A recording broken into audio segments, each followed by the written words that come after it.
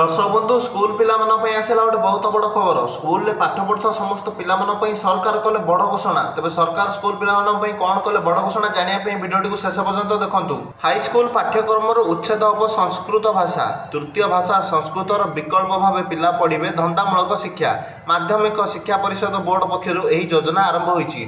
Board पक्षर चलित मास 23 तारिख में 431 हाईस्कूल में तृतीय भाषा संस्कृत व हिंदीर विकल्प भाव धंदामूलक शिक्षा प्रचलन पर प्रकाशित निर्देशनामु यह स्पष्ट होईची। माने माध्यमिक शिक्षा परिषद बोर्ड पक्षर चलित मास 23 तारिख में 431 हाईस्कूल में तृतीय भाषा भाव आम जो संस्कृत व हिंदी पाठ पिला पढ़ा जाता बदल में पिला धंदामूलक शिक्षा पाठ पढ़े।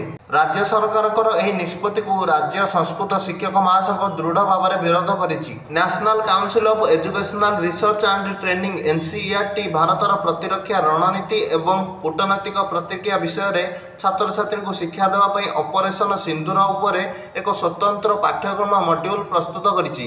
एही मॉड्यूल दुईटी भाग में विभक्त होब। प्रथम भाग क्लास 3 ରୁ 8 पर्यंत और द्वितीय भाग 9 ରୁ 12 पर्यंत छात्र छात्री प्रस्तुत रहिबो। माने पिला माने एबे ऑपरेशन सिंदूर पाठ स्कूल एवं कॉलेज रे पढ़िबे। यह स्कूल पिला बड़ खबरटी। भिडियोटी भल लगे भिडियोटी को लाइक और चैनल को सब्सक्राइब कर दियो।